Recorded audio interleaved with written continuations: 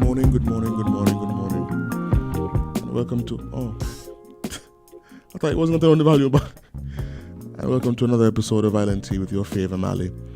And I've been joined in the studio by the mix master himself, the Honorable Azim Bailey. Good morning, sir. Good morning, sir. It's a pleasure to be here. Indeed. Indeed, it's the day that the Lord has made. And Jade, good morning as well. Dame Morning. Jade Johnson. I don't think she heard you. No. So it's not good to be here as well? Yeah, Jade can't wait till you're done to go home. sort of. But is that you thinking about him? My bad. Yeah. My bad. The showers that we've been receiving these last couple of days are absolutely phenomenal. Yeah. Where did it rain? I've been watching the rain go up in your area. It hasn't been in my area. Pana, it rained up when me yesterday for about 5 hours straight. Yeah. Where did it rain at 6:45 this morning? Why not? At wake up hours. Wake up hours, Like that don't make sense. that's irresponsible of the Lord. Not only that. The Christmas breeze is officially here. Yes. Christmas breeze is officially So here. it's Christmas breeze and gentle rain. Gentle prolonged showers. Mm. Wow. I love gentle showers, eh? Yes. Like when it just drizzle in and, kind of non-stop. Yeah. Okay. Jade, wake up and come up. The Christmas breeze gave me a health scare last week. Because usually around this time when the weather changes, that's when Your knees, your joints have to hurt you? my joints and my congestion. Oh, you serious? No, that was joke. Maybe share it. But I actually get super congested, like almost to the point that I think I'm getting a cold. And because I haven't had a cold all year, I was like, why no? Then I just realized that it's just the weather. Yeah, the change in the weather. Yeah. It does that. To all joints? Nah. Mine hurts all year round. Yeah. Well, you are old, so. Yeah. Remember, he's Wolverine about 400 years old. 400 doesn't age a day. Yeah. Doesn't age a day. Shall we jump straight into our topics of discussion? We shall. We shall. Is Google working today? It is. Okay. It is. Ah. Question. Yesterday when Google was done was like, don't matter. Was the world in an uproar? No. Google on Instagram and saying it. No, Google. There's Facebook on Instagram. Yeah. And Yeah, WhatsApp. Facebook on Instagram, WhatsApp. I don't know. Oh, and Google on everything else. Y'all realize like they're trying to break it up? What do you mean? Really? Oh, break up. Yeah. I think it's Congress. Basically trying to break up the monopoly.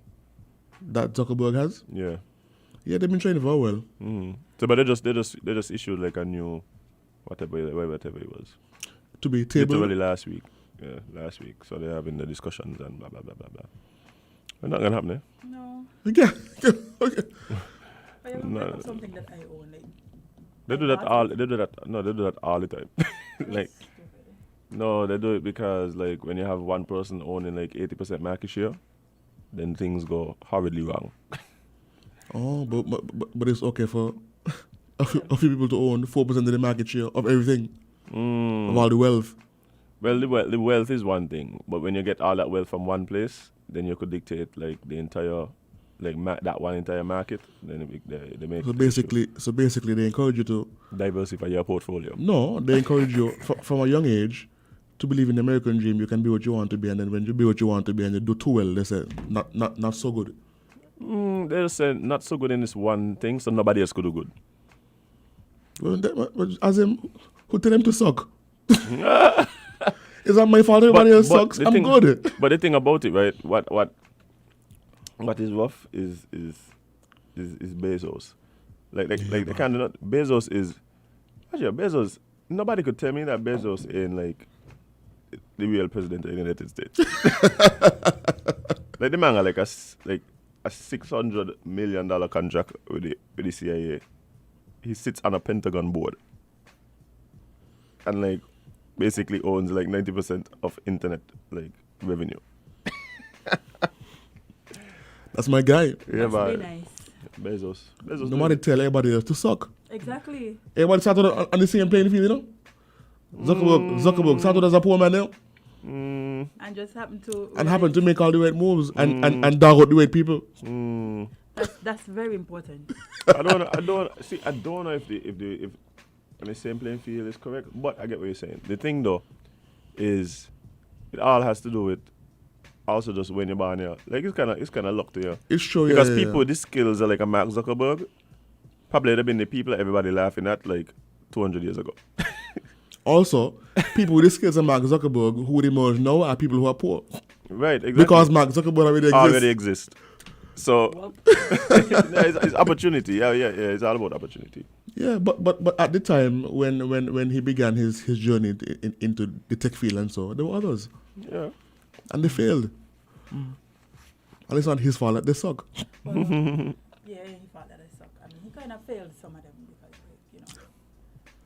But then I realized, like, so for you to be rich, you got to step on the necks of some people. Yeah, it's imperative. So what do you do? It's imperative. You either live contently or step on the necks of people. Yeah. Woke? Yeah, And there's nothing wrong with stepping on the necks of people. And there's nothing wrong with being content with not stepping on the necks of people. You just do you. Do you? Moral of the story. Just do you. So let's get to... Oh, it says overdo it. I thought the shirt says do you too. It should. So It says don't overdo it, as in don't overdrink. Oh, Amali might be a good person to ask about the topic that we had yesterday in the vehicle. It relates to the branding change of the Carib. What? Yeah. How you feel about that, Amali? About the branding change of Carib Brewery, you mean? Yes. You mean with the new blue logo? Well, it's a thing. What do you call it? It's a parent company thing. Yeah. All the Carib breweries around the region have adopted the new branding. The new logo, yeah. That's fine. We just want to know how you feel about it. I don't care. Okay. Well, I actually prefer it over the one they had before, actually. See, Because the one they had before was just the Carib beer logo. Right, Like the actual product logo. I found that quite tacky. But no, they have a corporate logo. And it's the thing about it for me is just that it's a cliche brewery type logo. Like you could tell that's a brewery without. The new one? Yeah. Yeah. I I feel mean, I like... don't really care, but Jade was feeling the old one, I think. Well, because the old one gave me more, like, Caribbean vibes, I guess. I don't know. This new one, I guess I got to warm up It's to more. it. It's more corporate America. Yeah. Not even corporate America. It looks like a company that like started out making moonshine in around the Mississippi Delta, and then So to grow. the logo looks outdated. I don't even know if I want to say It looks dated. It just gives me a certain vibe. Like it plays into a certain aesthetic. And That's true. The aesthetic for Like me, when you hear of an old rum company, you would expect the logo to look like that. that's what I'm saying. Like a family business in the Mississippi Delta. Yeah, Like, but I don't know if that's what they're going forward. It's a new logo, so I understand why it looks so. It could have been more edgy. It could have been more current. It could have been more culturally relatable. relevant. Yeah. Culturally relevant. I think that's what I would have liked. I would have liked something that speaks reflected to modern day or current times. current times and Caribbean culture. Yeah, And all that that's- kind of thing. It will come, and the logo will evolve. I mean, the Carib logo, yeah. Carib logo itself. Even when I was at the brewery, the Carib logo changed once while I was there in the space of 3 years. Yeah. So it will evolve as time goes on, and I'm sure it'll become more dated, And at the same time, more current. I think most people just scared of the BAT system. Like when they changed the skull to the clear bottle and they say it tastes different. Did it taste different? No. No. I mean, I would know, but I'm pretty sure it was the same exact. I just want some Same new as that Caribbean. bill. I just want some new Caribbean flavors. No, you want They had more, you know. Really? When they were introduced 2 years ago, Yeah. for the first Really? time, there were about 4 flavors or 5. I know it's too. Why? As a matter of fact, while I was there, This one wasn't selling. was when they sent the first shipment, and they sent all the flavors. I think I remember sampling all the flavors. Too. Yeah, we had them at CPL? Music Fest? I believe it was the food, the beer and food festival. No, remember I attended a food festival at the Marriott. Yeah. I think that's the first time they were introduced. But I know It was years ago. I remember when In the lobby. I remember going to, I think it was music festival, and I know in the box they had them because I remember trying them in the box. Yeah, that buy them rich people buy in the box. Yeah, and they would have been at CPL as well. Amali was there too. Yeah, again. Yeah, at Lemmy Rich people. Yeah. On a regular and consistent basis. Yeah. Because that's how something must have off. Something must have. Whether it's a job or Or an idea. or just inspiration But and encouragement. network, that's a network. Yeah. I need to do that, but I don't like people. I also learn with people from the middle class and people stricken with poverty as well. Yes. Mm. Balance. A man of the people, Amali Amani. 100%, man. Here. Well, Mr. People, what's the first article? 100%. But I like that they separated the product from the company as it relates to branding. I like it. Yeah. It was long overdue. I used to hate the fact that the company logo is like the beer. Like, Yeah. anyway. So first article here, Sinkers and Navy secures a record UNESCO technical assistance. To what, one would ask? Or for what? The Federation is poised to receive approximately US $80,000 from UNESCO to implement projects requiring technical assistance in educational, biodiversity, and social framework over the period 2020 to 2021. What does that mean? Let's find out. This is the first time that St. Kitts and Nevis will benefit from this record allocation under the UNESCO Participation Program. Under the scheme, which runs over a 2-year cycle, UNESCO member states submit via their national commissions applications for funding designed to provide direct assistance for initiatives undertaken in the organization's fields of competence, which are education, culture, natural and human sciences, and ICT, in line with priorities determined by each country. Ms. Dorothy Warner, big up SP with the best be, from Sandy Point. Yeah. Secretary General of St. Kitts and Nevis National Commission noted of a total of 6 drafted projects for this participation program exercise that was submitted. We are happy to I hate long sentences. We are happy to announce the approval of over 4 UNESCO accredited projects covering major areas of the Federation's development strategy.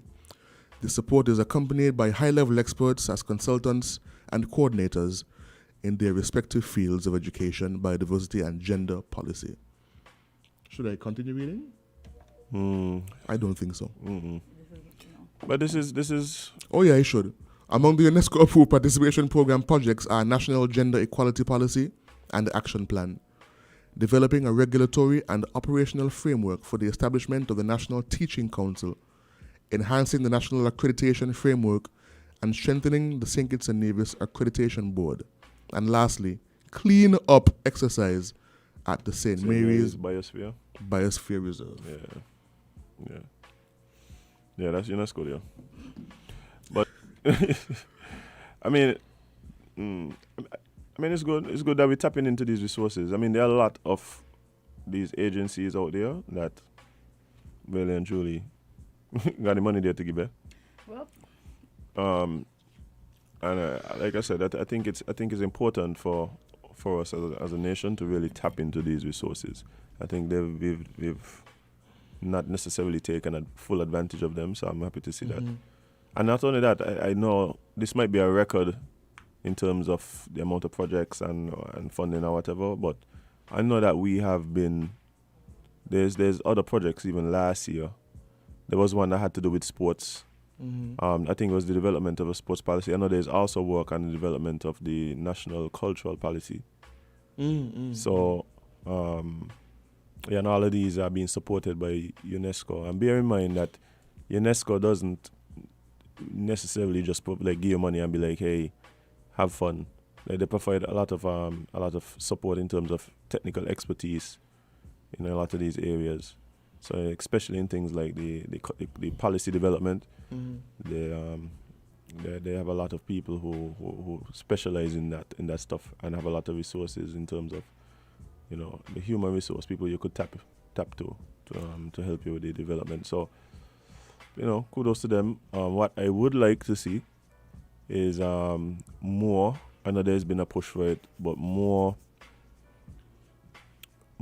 opportunities for people, like regular people, not just people in government agencies, to learn how to tap into these resources as well. I always say that they need a government agency like dedicated to funding. So like if I have a project or whatever, I go to this agency, you have specialists there that look at my proposal and say, okay, there's something that is given out by UNICEF that speaks to this. Yeah, and help you develop the proposal based on whatever the guidelines are for that. Right. I think that would go a long way in development, because unlike most developed places, we don't have things like angel investors and investment companies and these kind of things. And a lot of times the nature of the businesses and the nature of the projects are necessarily, loan worthy. Yeah, not only loan worthy, but suppose it's not a business. Suppose it's something you want to do to just help develop your community. Right. So it's not something that is profit driven. Social issue, yeah. Right. So being able to have a place where you could go, and there's people that know these are the list of all the grants that are out there right now, or these are the low interest loans given out by these agencies, and not only that, be able to help you develop the proposals. I think that could be a big resource. I wish there was a government play. You just go, you're going here to look for them things, and you got people there who could help you do it. I wish there was a government office for many things that you can just go and deal with them things. Boy. Yeah. But UNESCO has been a partner with the Federation for a very, very long time. Yeah, man. I mean, I remember recall in primary school we were doing projects that were funded by UNESCO. Yeah. Like I said, I think UNESCO focuses on there are a few things you mentioned there, like education, cultural development, biodiversity. The environment. Yeah, the environment. So, yeah, definitely. But again, kudos to all those departments and ministries that have recognized the importance of partnering with these types of organizations. And a lot of these policies are being developed, I think, are timely, really need to get done. Some of them I know would have been in works and tables and people's desks for years and years. So I think this could help to push it off the edge. Because a lot of issues that we're talking to is kind of funny to deal with, because we don't have a policy guiding how we're supposed to deal with them. So, yeah, kudos to all those involved. Indeed. And big up to Miss Warner as well. Water. Excellency. Yeah. Hey, 90% of the waters is like it's from Sunny Point here. As a matter of fact, I think it's more like 99.7. 99.7. Yes, of all the waters. Yeah. Interesting. And the 0.3 that remain, their parents or grandparents are from Sandy Point. Yeah, indeed. They were just born elsewhere by accident. But Jay, the second article you got in here is the same thing. It's not? She just have the wrong heading.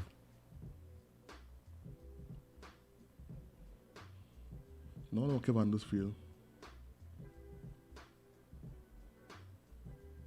I'm opening it. That's why it's taking so long, because I thought it was the same thing. Slow down. Oh my word. So we have a second article here that is quite heart-wrenching in a bad way. It is. Children among 11 Venezuelans who drowned en route to Trinidad. The Trinidad and Tobago Coast Guard says 11 Venezuelans, including children, drowned while trying to make their way to the Twin Island Republic. The deaths were confirmed by the Coast Guard in a statement on Saturday. However, based on information from Venezuelan authorities, it's believed that 9 more are missing. Oh, Lord. Oh, that's like at least 20 people. Boy, that's a lot. Thank you, Count Dracula. No, because when you when you read on the article, And 11 is 20? I can't under my count.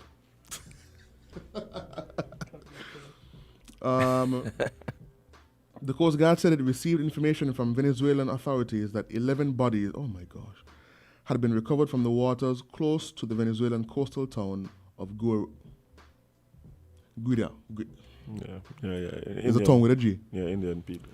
The vessel, according to preliminary information, departed the town with a G on December 6th with more than 20 people on board. According to the Coast Guard, the individuals have not been seen or heard from since that day. Coast Guard officials have stated that the Rescue Coordination Center has since dispatched assets as part of a joint search effort with Venezuelan authorities.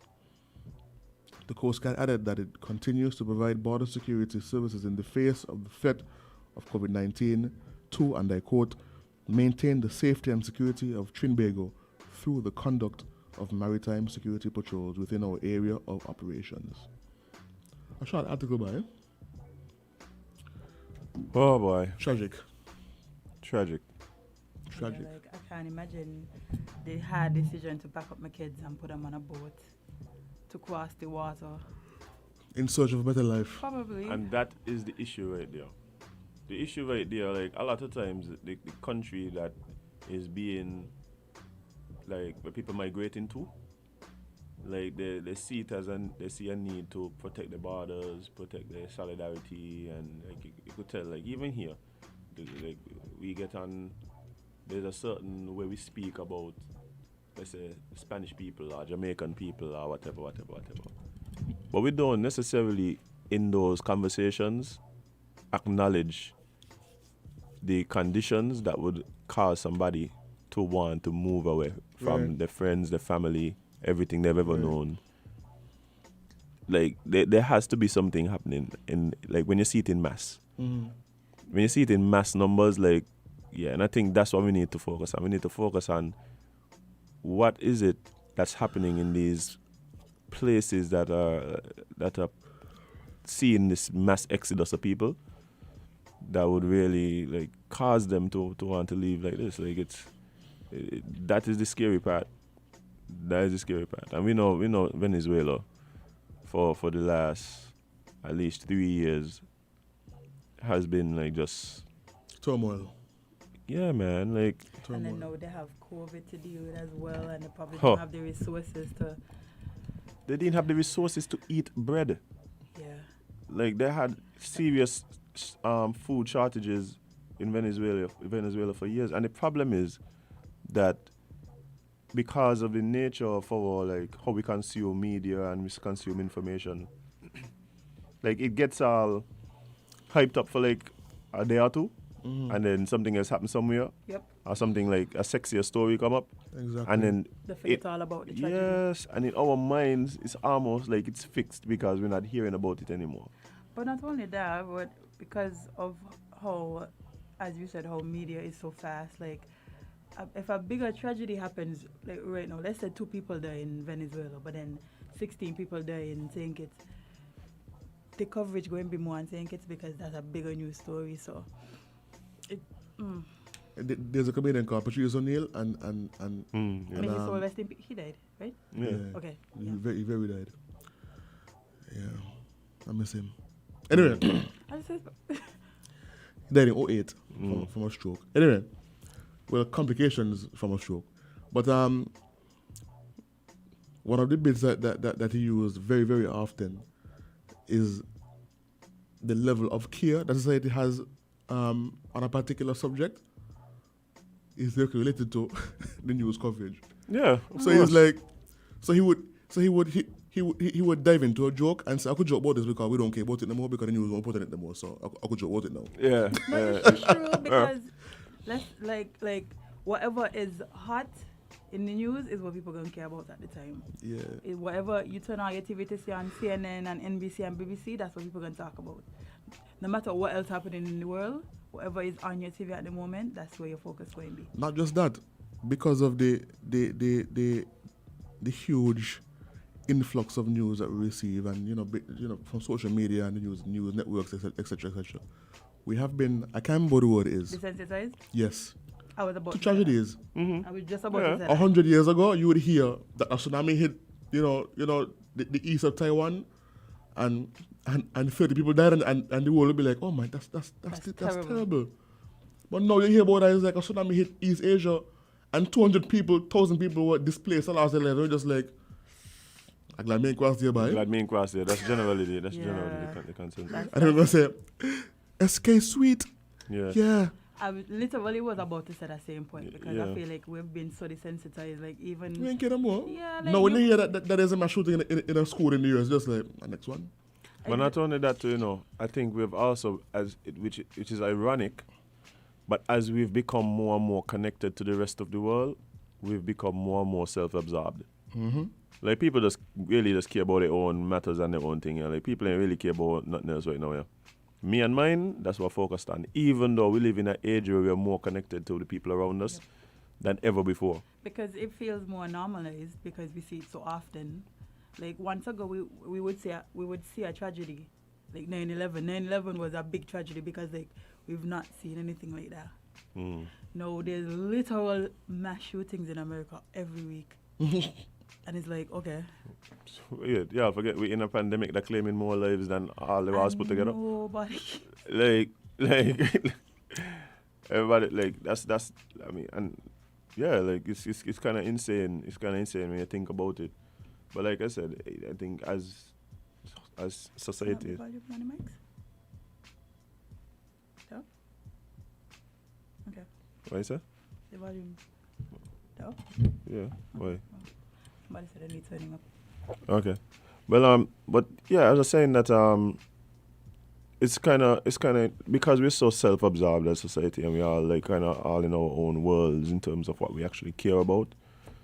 Like, it's hard for us to fully comprehend the importance of things that don't directly affect us. And we said it here in relation to even the COVID thing is like, but people ain't really going to care about this thing in St. Kitts unless somebody dead in St. Kitts, like, and somebody that we know, and our old lady. Even then, is like, they're going to find somewhere to justify it. Oh, well, she was old, or oh, well, she probably had underlying health issues, or oh, well, like, she should have been protecting herself more. Like, no matter what it is, they're going to find somewhere to justify it and then not care about it after that. Like I was thinking about like the situation in the US as it relates to people who are against like wearing masks and so in public. And I'm like, you're saying that they're infringing on your personal rights, right? Like they're overstepping your personal rights because they're telling you to wear a mask in public so as not to increase the spread. But then these are the same people who get upset about the fact that the governor, 2 weeks from when you decide to stop wearing your mask, gonna have to then lock down the entire city again to further infringe on your personal rights. The only issue now is that you have X amount of people are dead. Yeah. Yeah. Mm-hmm. So I mean, yeah, I don't think we're capable in a lot of cases to fully comprehend exactly the plights of others. Like, but not just that. There are too many plights. Like I said, with the introduction of social media and cable and these things and so, it's like it's 50, 100 stories coming at you simultaneously. Mm-hmm. So it's very easy to just block them out and not care. Yeah. You check what I'm saying? So I mean, it's. Yeah, I think it's a coping mechanism. Yeah, I think we're coping with this because then we'll just be depressed all the time. Or we'll just all have to tune. We'll just all have to tune. That. Human beings only have a certain amount of attention to give outside themselves. And when I'm coming at you with 50 different stories, I will block 50 of them out. Yeah. Or I will pick the one that most relates to me and show my care and attention for that particular story. I don't even think we do that. I think we go with the one that's sexy. Like literally sexy. Yeah, the one that got the hype. That's the one that people generally go to. Remember when everybody was like, save our girls? And then now we just... Stop Coney? Yeah, stop Coney. Like, no. Did they ever stop Coney? No. Anyway, we have to take a short break at this point in time to come back in with our friends from Solid Waste with Talking Trash. We'll be right back.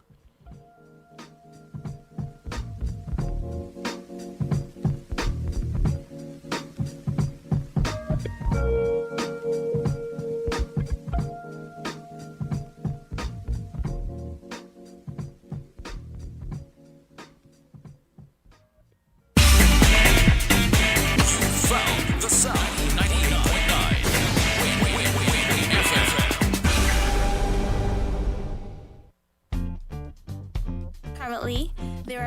rumors and falsified reports circulating on social media about the novel coronavirus. For accurate information and updates, visit the Instagram and Facebook page of the Health Promotion Unit or the Ministry's YouTube channel at SynKits Health Promotion Unit or SynKits HPU. You may also visit online the World Health Organization or the Caribbean Public Health Agency.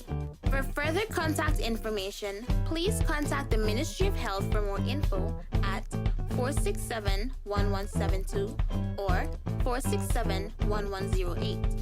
You can also be sure to follow the news to get the local COVID-19 updates. Let's all try to remain healthy and well. This is a message from the Ministry of Health and the National Emergency Management Agency, NEMA.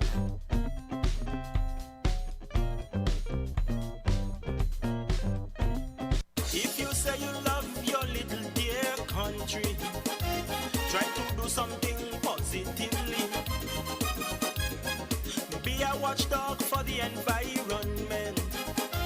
Don't leave everything to the government. We dump our garbage anywhere, lit on the streets everywhere. Our behavior is telling me that we really don't care. Take some pride in your country. Volunteer to clean where it's dirty. Tourism development needs a healthy environment. Whenever we litter, we threaten our survival. So those who engage in it should be treated like criminals. So don't be afraid at all if they call you an informer. Report those who endanger our future. So if you really love this blessed land, this situation demands attention. Think about the future generation. Do what we can to preserve this island. The laws for littering we must enforce. We have to let justice take its course. If you are a proud citizen, you have the right, you have a reason to save this land from destruction. You have an obligation to become involved in anything which affects this nation.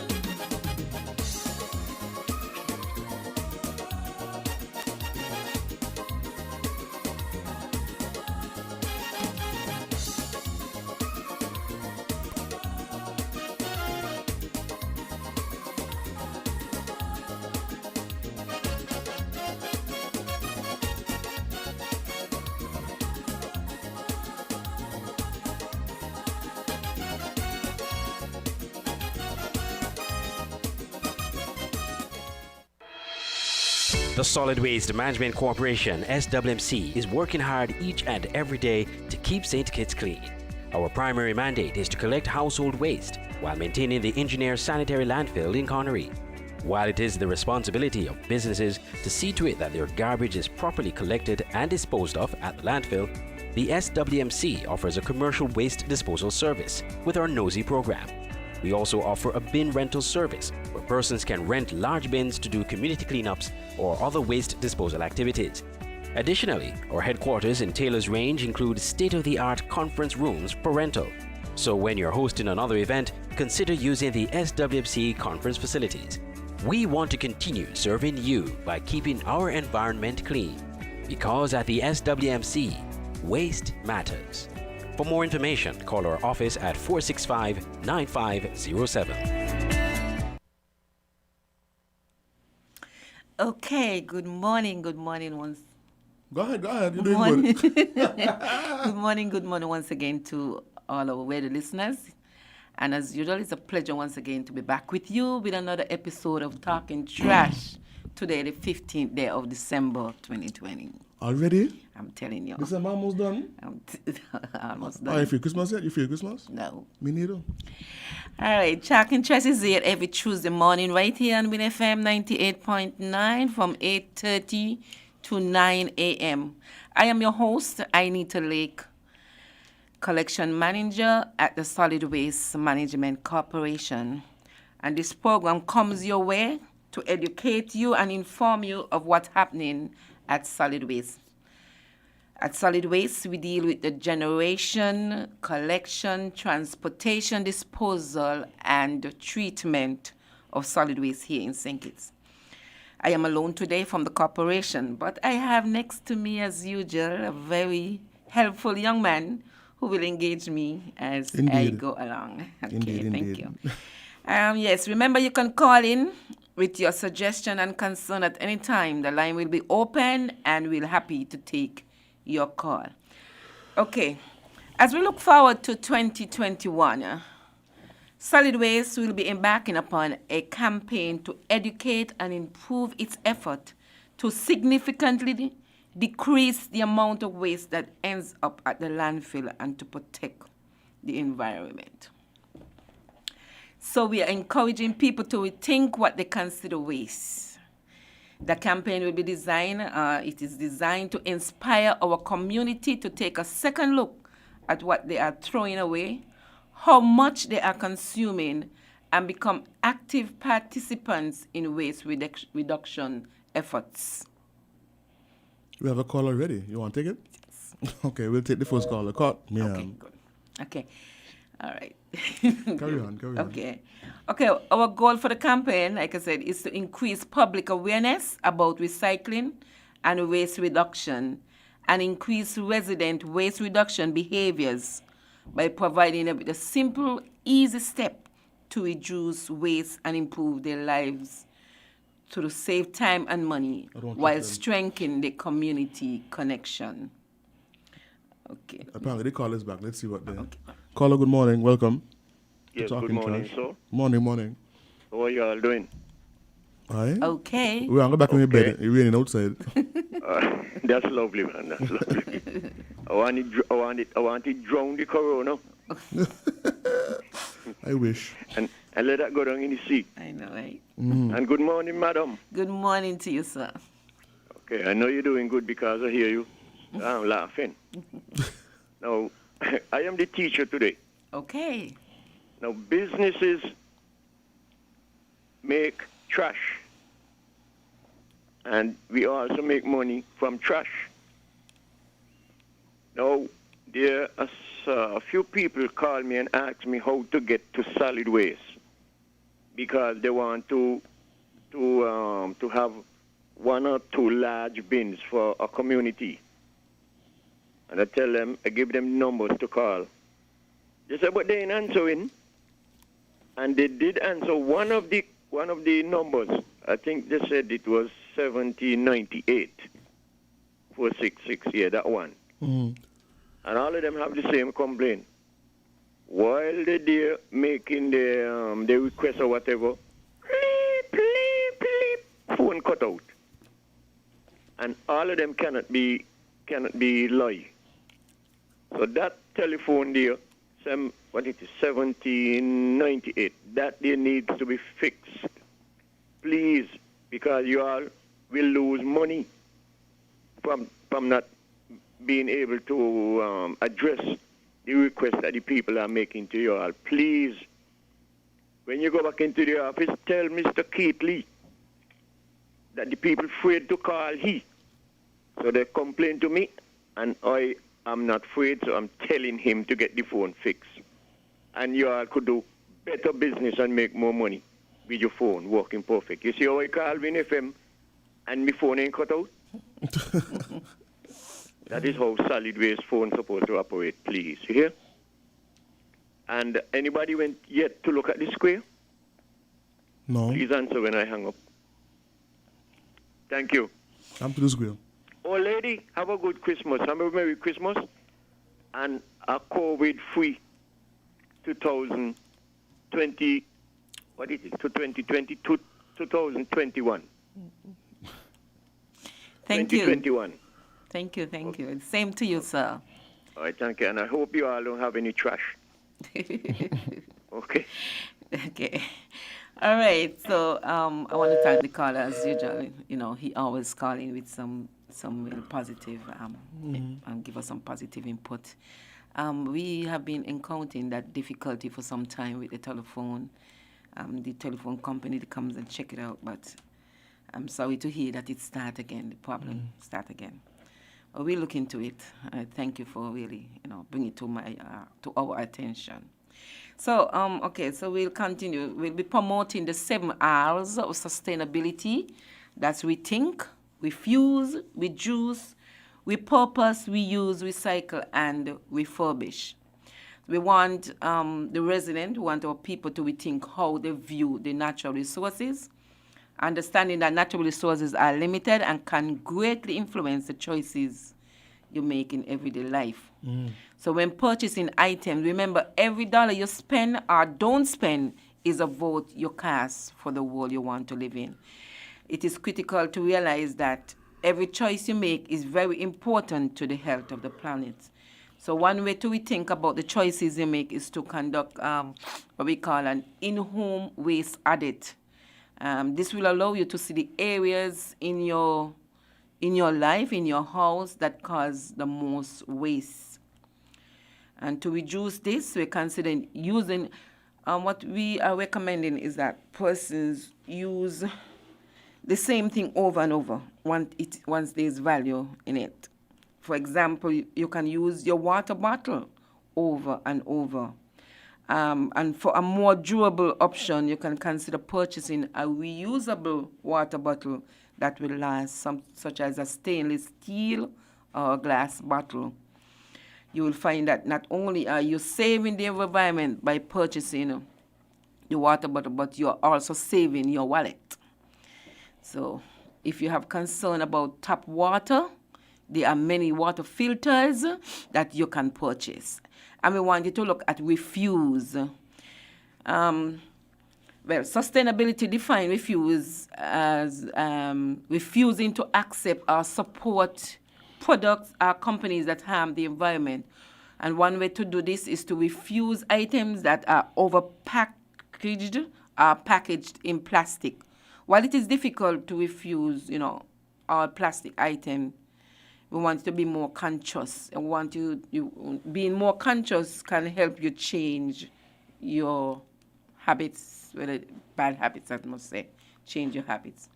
And then we want to look at, and these are what we'll be promoting especially in 2021. We'll be promoting these topics. We want you to reducing the number of resources used in your everyday life. That is the next step in the resource management hierarchy. Start with small ways you can reduce your energy usage, your water usage, along with reducing garbage, food waste, plastic, and transportation. I want you to look at the room in your home that usually create the most waste. And sometimes it might be shocked, but where create the most waste is in your kitchen. And therefore, you can focus on reducing the waste there to make the biggest impact. I want you to reuse. When you purchase an item, say a can of tomato sauce, for instance. You think about how you are paying for the sauce and the jar or the containers it comes in. Look around your home to find the various ways that the products you purchase are packaged. Since you are paying for the packaging, why not make the most of it? There are endless ideas online that can tell you how to package your stuff. If you cannot reuse an item, share it with someone else. Give it away. But instead of throwing it away, try and reuse the item. I know there are so many items that can be reused. People just keep throwing away. This is Christmas, and I could tell you, people are throwing away like crazy. But we are encouraging people to reuse the item once they still value to them. We also will be looking at refurbish and repair. Repurpose and repair. Yeah, we want to look at those. So what you're saying, before disposing of an item, consider ways in which it could be repurposed or repair. For instance, when your children goes out of their clothes or have grown out of the outgrown the toys. Give them to your neighbor or your friends. An example, instead of throwing away your good shoe because the heel get a little damage, simply take it to the repair shop and we heal it. You see, change it up. Think repair before you think rubbish. By placing value in an item you have and repairing when needed, you are sustaining the products you own and reducing the waste. We have a call. Caller? Welcome. No. Okay. Okay. Another thing we want to concentrate on today, we want to look at some issues that we are facing our drivers and collectors are experiencing. One of the things are motorists. Caller, welcome back. Good morning. Yes, good morning. Just a concern I want to raise. There's a lot of people, vendors now, are selling coconut water. And I myself, I do. I buy 2 bottles. My thing is I hate to dispose the bottles. So if the lady there can give an area or some ideas of how we can get these bottles recycled rather than dumping them, because a lot of bottles are being disposed of. You drive and you see them, people throw things out on the highway. So my concern is about the coconut bottle water that we purchase. How can we have them recycled? Thank you. Okay, thank you, caller, for your question. Yes, and that is why we are stressing on the topics. And for next year, we are looking at recycling, serious recycling. Presently, I know that Admiral are taking the plastic bottles. So persons who have excessive plastic bottles that they're disposing, we are asking you if you can take them to Admiral, and they will gladly take the bottles. But however, next year, hopefully, once life lasts and things work out the way we are planning, we'll be looking at actually making separation of collection and separating the plastic bottles and tin and aluminum from the normal garbage. So we are taking steps to make sure that we help the community, the environment in separating these items. Like I was saying earlier, there are some challenges that our drivers are experiencing. As usual. And it's motorists. Motorists is one of our biggest problems. And once again, we are asking motorists to slow down when approaching the collection trucks. Stop if necessary to allow them to do their job. I have seen persons get angry when the garbage truck is in the road doing collection. People get very impatient. But not only the loader are trying to focus on their job, they are dealing with limited visibility and noise as well. And so we're asking persons to be more considerate. Give the trucks plenty of space. If you pass a truck, check for workers on the ground first. Then check the traffic coming from the opposite direction. Okay. Caller, we have welcome. Good morning. Yes. Good morning. Morning. Good morning. I'm listening, and it's good to hear that, God willing, next year y'all will have a recycling plant. And here is an incentive that maybe y'all can offer to the locals that will help them bring their bottles. Like here in the U.S., the soda bottles and water bottles, you get a nickel for the bottles when you take them to the plant. So that's an incentive that maybe y'all can offer. People, instead of throwing the bottles out, they pack them up till they get a good amount, and then they bring them to the plant. Well, like here, right now I have oh my God, sometimes I go to the plant, I get all $200 and $100 from water bottles and soda cans.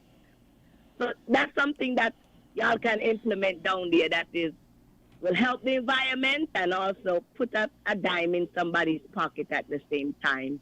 Have a good day and enjoy the new year when it comes. Enjoy your holiday. God bless. Thank you, Carla. Same to you. Okay, so okay,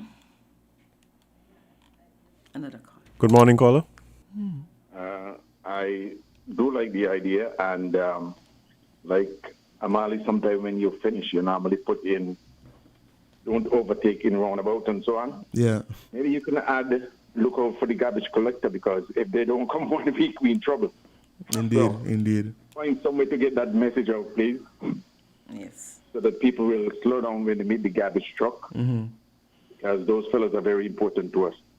Indeed. Thank you very much. Have a good day. Thanks for the All right. invitation. Thank you very much, sir. Thank you for your suggestion. Yes, and we want to encourage persons that, don't just try to pass the garbage truck if there isn't room. I know you have persons will force their way through, and not even considering that they are human that is doing these jobs, And as the caller rightly said, if the truck don't come out, everybody will go in a frenzy, because nobody like to have garbage around them. Yes, and it's quite a disturbing sight and a disturbing feeling. I mean, I have been in cities where the garbage collectors went on strike, and it's chaos. Chaos, yes, it will be. There's garbage everywhere. Everywhere, and there's a saying, people don't appreciate what you do until you don't do it. Right. And we don't want a situation where, our collectors can't collect trash, because there's gonna be a next issue after that. Are you gonna get blamed for it? Solid waste. Exactly. So if you work with us, we work with you. So we're just trying to encourage persons, to be mindful of the loaders. They are doing a wonderful, a magnificent job collecting those garbage. It's not an easy job, as much as it is. Actually, garbage collection is not as easy as how it looks. Yeah. Because you have to take health into factor. You understand? Yeah. And so we are appealing to persons to really, be mindful of our loaders.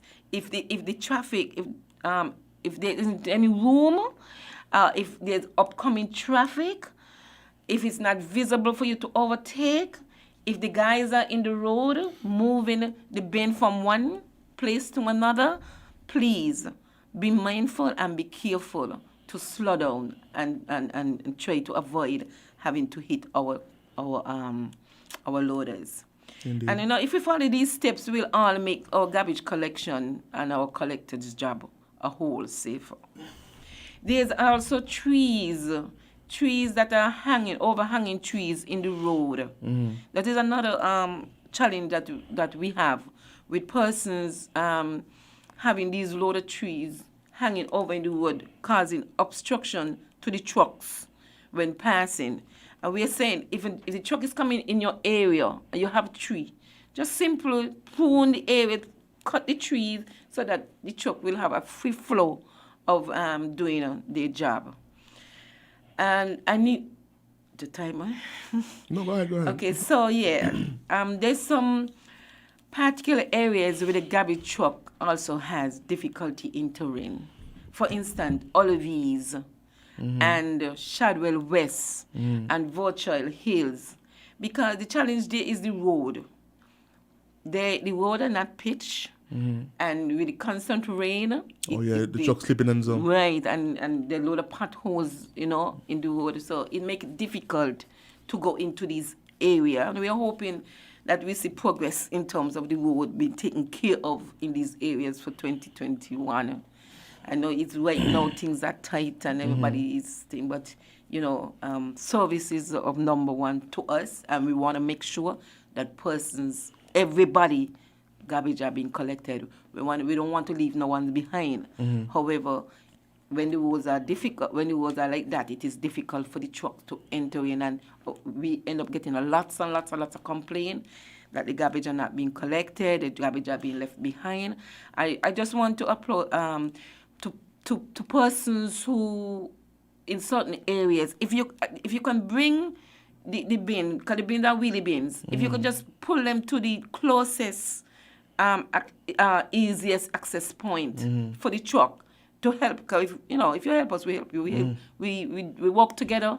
We get your garbage collected. Right. And so we asking persons to work with us, have a little patience with us.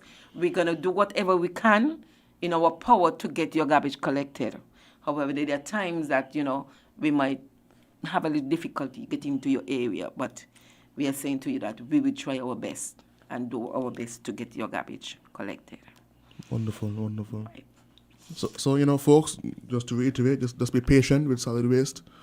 As you know, it's not always as easy as we think to collect, the waste, especially in areas that have difficult conditions. I mean, I can only imagine, trying to get the truck up a slippery, muddy hill. Going up Olive Heath. Yeah, and they're four-wheel drive, isn't it? The trucks. Yeah. They are four-wheel drive? Yeah, most of them are four-wheel drive. Most of them? Yeah, I don't know if I'm not sure for the other contractors, but I think so. Well, even with the four-wheel drive folks, they still have slips. They still have slips and the size as well. Yes. So, most of the time they will go up, coming down. But sometimes it's still do off, yeah. And then it's vehicles. I mean, you kind of keep mashing brakes on your way down, and the possibility once the road are not, easy. Of course. With heavy machinery on muddy surfaces, they slide a lot. And we don't want the heavy machinery sliding into anybody's vehicle or anybody's home. So yeah, just... Yeah, so we're asking persons... So Public Works, I hope you're listening. Yes, I hope they do. Okay, once again, I want to thank you guys for tuning in and calling in and making this program a success. And hopefully you'll see us next week for the end of the year, right? I think so. I think so. Let me see. All right. Next week. Tuesday is the last Tuesday in the month? Yes. No, the 29th. The 29th? Yeah. Search for where forward one. Okay. Right. Anyway. All right. Thank you very much. We'll pause for a cause and come right back to some more Island Tea. Okay.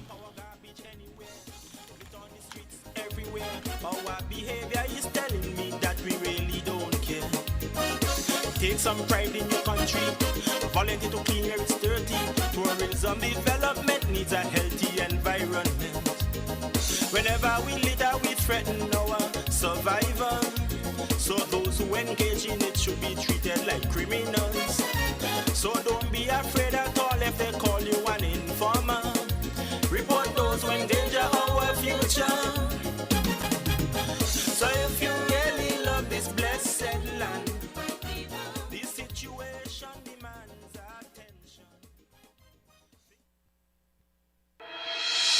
The Solid Waste Management Corporation, SWMC, is working hard each and every day to keep St. Kitts clean. Our primary mandate is to collect household waste while maintaining the engineer sanitary landfill in Connery. While it is the responsibility of businesses to see to it that their garbage is properly collected and disposed of at the landfill, the SWMC offers a commercial waste disposal service with our NOSI program. We also offer a bin rental service where persons can rent large bins to do community cleanups or other waste disposal activities. Additionally, our headquarters in Taylor's Range include state-of-the-art conference rooms for rental. So when you're hosting another event, consider using the SWMC conference facilities. We want to continue serving you by keeping our environment clean. Because at the SWMC, waste matters. For more information, call our office at 465-9507. The Customs and Excise Department, in collaboration with the St. Christopher Air and Seaports Authority, wishes to advise its important customers of its peak season COVID-19 cargo operating procedure. Importers of non-commercial cargo will be required to submit their invoices for their shipment to their respective agents. The agent will be responsible for overseeing the examination of the cargo and informing the importer of the availability for pickup. Importers can also find out if their cargo is available by checking the SCASPA website at www.scaspa.com. If their cargo is not available, importers are advised not to come to the port. Importers of non-commercial cargo will not be allowed to remain at the screening point if their cargo is not available. Kindly be advised that only the importer would be allowed on the premises to clear his or her shipment. Please note also that no children will be allowed. All COVID-19 protocols would be adhered to. Use your National Bank Visa debit card 5 times or more weekly for a chance to win a $500 shopping spree. Compliments of National Bank. So think twice the next time you want to use cash. Choose your National Bank Visa debit card instead, because you might be the next lucky winner. Use your National Bank Visa debit card every transaction for a chance to be the next lucky winner. Cashless SKN is our new lifestyle choice. National Bank, always here.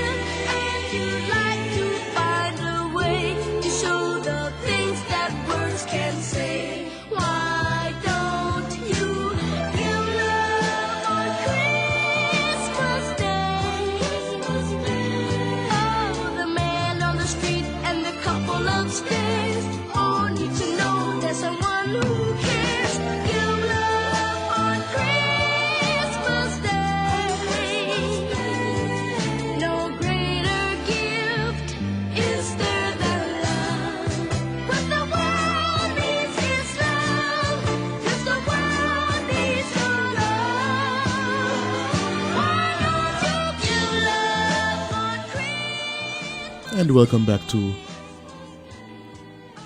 Island Tea with your fave, Amali. Are we still missing Kevon? Jade, how is he? He is fair to partly cloudy.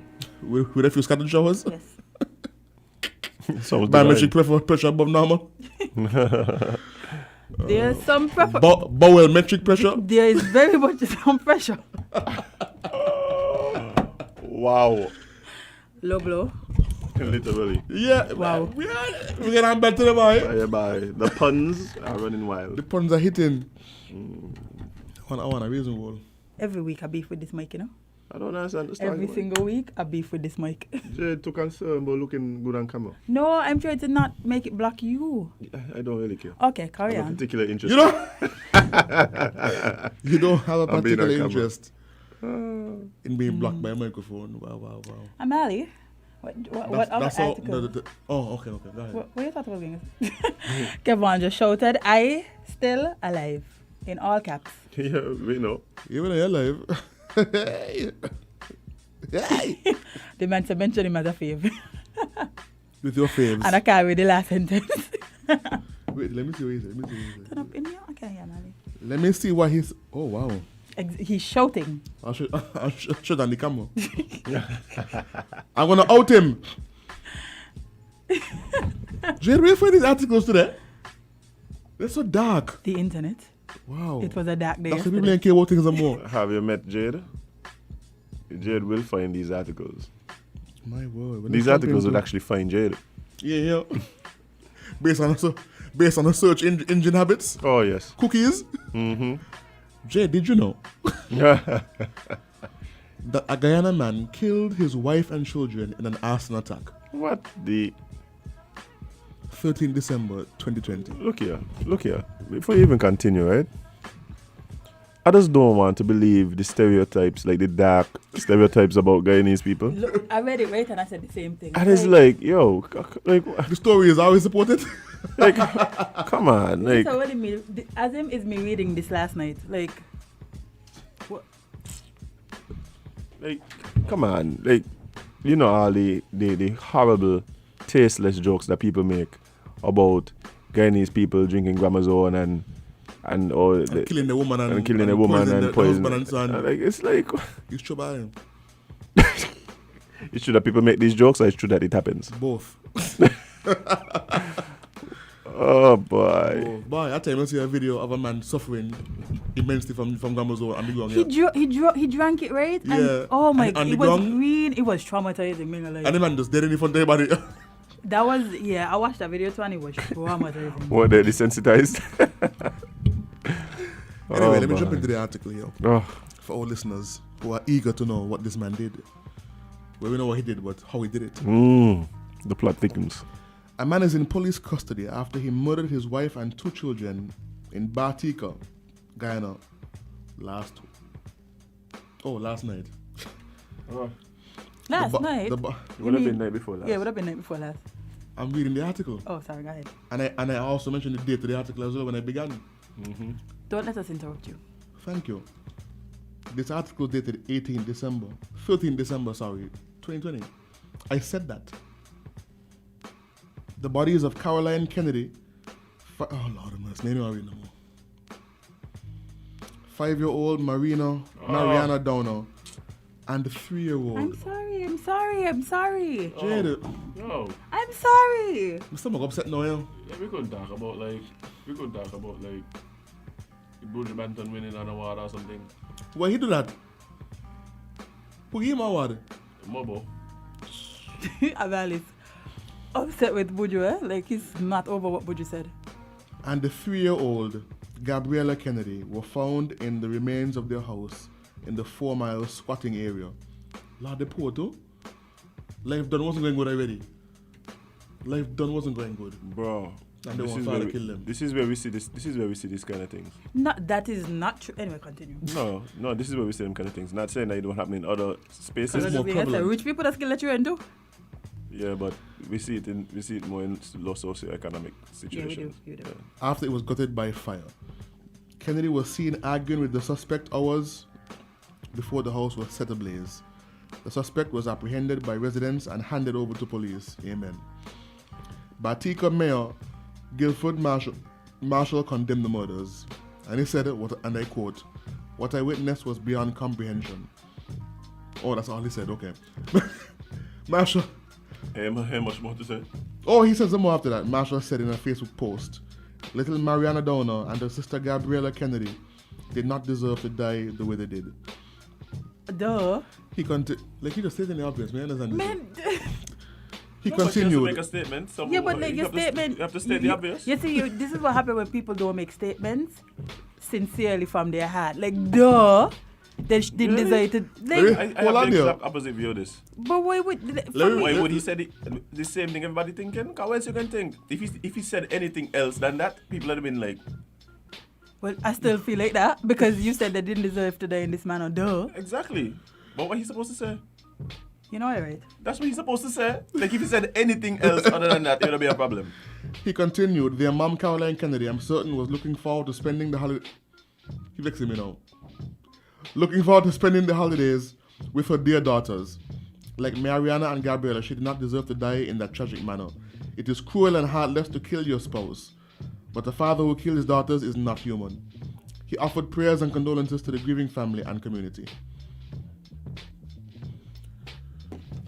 Okay. What could his entire family could have possibly done to urge him to set them on fire? The answer to that question, sir, is absolutely nothing. Nothing at all. There's nothing that they could have done. you something, right? I don't know, the kids could have done, but the kids are involved, so. Yeah. That's it. You didn't say his entire family. Yeah, as a collective. Yeah. There's nothing. There's nothing, like, even if he upset with the mom over something, like, why would you do that to your kids? Why would you do that to anybody? Maybe if all the kids didn't belong to him. Okay, then kill yourself. Let me know, sir. No, just walk away. Let's not kill anything. I always feel like people who kill people. Kill what?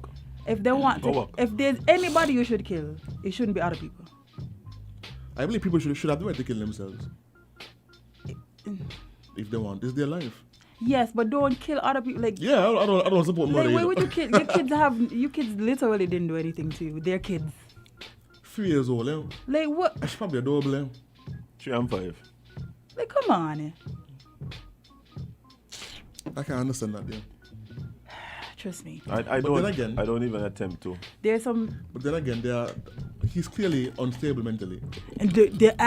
Don't try that. He's clearly. Don't try that. We don't try that. What do you mean don't try that?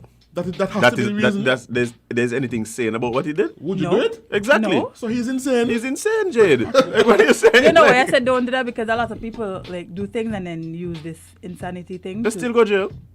No, some of them go to. Some of them get half by. Yeah, and no, then they don't get half. They go to institution for 5 years. Institution, and then when they're better, they leave. They reintegrate. I don't support that at all. Because if you're insane to the point where you can burn down a house and kill your family, then I don't care if you get better. And not only that, what's better? And exactly, not just that. There's no telling if you do it again either. Because you already proved to us you're crazy. Anyway. So it's like the very nature of crazy, right? The very definition of crazy is unpredictable. So you can be better today and not better next week or next month. So you don't believe in temporary insanity? I do believe in it. However, I don't believe you could. However, there's no guarantee. Therefore, we're taking a chance. Yeah. But then, I guess by that definition, people that do anything that could be considered insane should just be institutionalized forever. Not necessarily. No, because it depends on the magnitude of your actions. No, when I say that, I mean, I'm not saying necessarily. Like if you're. I'm not necessarily talking about killing. I'm talking about like you do something that was stupid to the point that people have to say, okay, you clearly wasn't thinking correct, and affected people other than yourself. It happens all the time. How many times have we seen somebody go off the rails and get help, and they're good for 6-7 months, 2 years, and then next thing we see them down to naked again? And it's a Lord. But that's what I'm saying. So that's what I'm saying. By that definition, we should just keep them in there. I think I'll monitor them closely. Something. But we're supposed to actually have drinking water. Cucumber water. With blueberries and craisins. There's a few craisins and a little lemon. We're actually supposed to have a call from TDC. They were coming. Yeah, they were supposed to come, but Dominic is calling instead. I assume that is him. Let's do a shot. Dominic, is that you? Hello, good morning. Media. But yeah, but that action there is unspeakable. Was it Dominic? It was unspeakable. And kudos to the neighbors as well for hunting him down and taking him to the police. That's what you're supposed to do. He lucky he ain't dead though. Right? I was thinking. Guy needs to play. To be turned over to the police. I was curious about what the state he was in when he was actually handed over. As in honestly, anything other than dead or dismembered, he lucky. Bad. Because I didn't expect that at all. I didn't expect that. Not even insane kids. I don't even believe in insane kids. If a man burned down your house with the family in it, and they come here to go after him, he come back out the bush alive. May think so. I don't think so. They're gonna say he resisted and they're defending themselves, and as a result, he has several gunshot wounds to his chest. But yo, like this is, I don't even understand, boy. Is that Mr. Matthew? It is. So we're going to be joined now by our good friend from TDC Marketing Department, Mr. Dominic, with a Q, a capital Q at the end. Exactly. Right. Good morning. How are you? Morning, neighbor. How are you? I am good, thanks. How are you? I'm drinking my tea. He ain't come today because he got his own tea. You didn't want to come down here. I'm disappointed. No, I just didn't want. I couldn't take it, man. After last week, I was hurt. Oh boy. I apologize. Well, Yeah, no. I left I hurt. apologize on behalf of Jade. Yeah, and what about your behalf? I'm not responsible for tea. Oh, forgive me, Jade. I'll speak to Jade after then. How are you, Morning. So we are into that week. We are into that week. We are 4 days away from that day. How you feel? From that day. Imagine that. VAT Day 1 and 2. You guys getting ready for VAT Day 1 and 2? Are you getting ready for VAT Day 1 and 2? Are Yes, several stores to prepare? Yes. I'm making sure that you're prepared and that the listeners are prepared. So what we're doing, we have VAT Day 1 and 2 taking place at all of our retail outlets, and we're making sure that customers know exactly what to do. So for those persons who are wondering about credit, or those persons who are doing contractor sale items, we are encouraging you to come to the store before that days, get a quotation for the items that you need, and on that day, go straight to the line, the checkout or the point of sale with your quotation. Okay. So that would speed up the process for you coming in. I did that yesterday. Going out. So you don't go in the long lines and you're still looking around for your items. So for those persons who are doing credit, and for those persons who are doing contractor sale items, we encourage you to come into the store now, get your quotations, and on that day, go directly to the point of sale, so that your process could be as smooth and as seamless as possible. Right? I'd also like to remind our customers that we are adhering to the COVID-19 protocols put in place. So we're doing contact tracing, we're doing the mask wearing, we're doing the hand washing and so forth. Temperature check as well. At this time of the year, we want you to get what you want, while at the same time creating a customer service experience while you remain safe and protect those around you as well. So we want to remind customers that we're doing that at all of our retail stores. Okay, Dominic, just to educate the listeners a little bit more. I've been to TDC like 3 times in the last few days, and I realized that. I hope you buy something. Yeah, paint and fridge and all kind of thing. Great. Right. But where else did I go to TDC, Dominic? Okay, so we got. I'm just wanted to know that we have. Have you signed up for Earbox yet? Dominic, hold on now. I was asking you a question. Oh, go right ahead. Sorry. Just to educate the listeners a little bit more in preparation for that day. I realized when I went up there the last few days, there were some changes. RE the entrance. Right. So can you and walk the us? inside. Yeah. Can you walk us through that a little bit, because I realized there's a massive tent outside with barricades. So can you walk the customers through what to expect when they get to TDC building center specifically? Right. So what we've done is we've reconfigured the parking area at the Home and Building Depot, where we're doing contact tracing on entry. So we're asking the public to bear with us as we try to make sure that we have everything in place for the expected exodus that will be coming to the store. We've been doing this for quite some time. Right? We've been doing this for quite some time. So we're asking the public to bear with us. We have a tent outside with a walkway that we're asking you to follow. There's some dots on the ground to ensure that social distancing is adhered to, so look for the dots as well. Be sure to cooperate with the persons when you're coming to give them the information, because this information is passed on to the NEOC at the end of every day.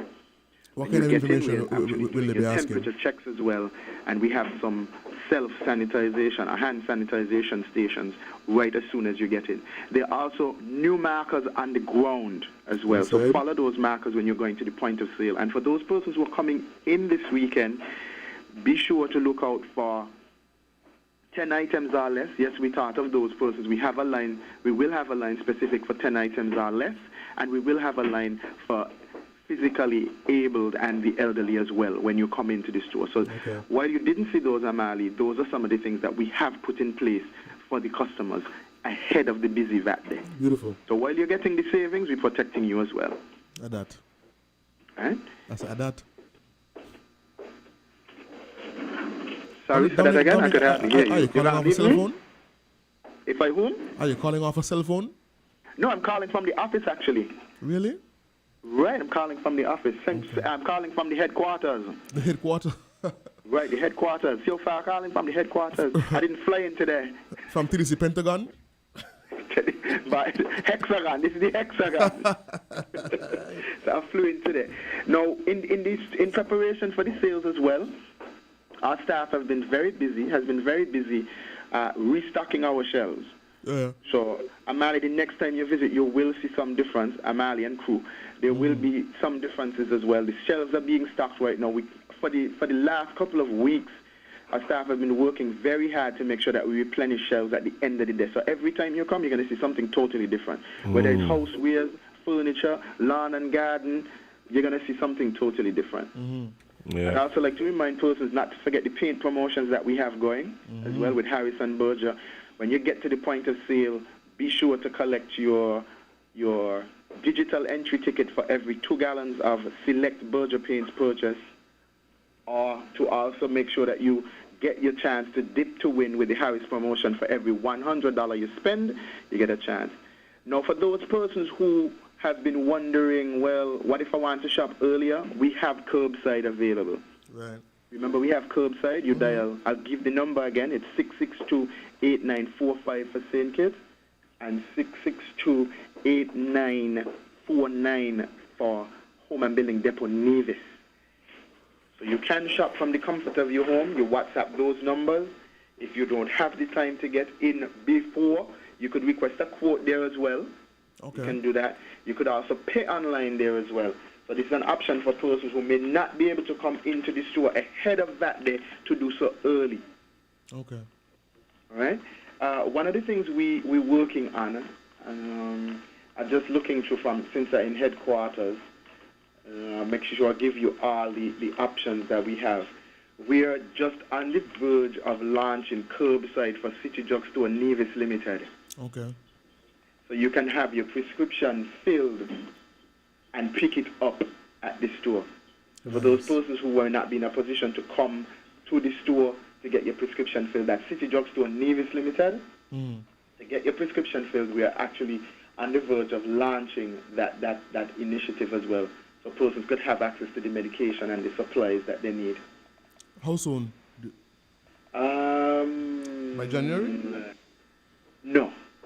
Okay. Actually, in a few.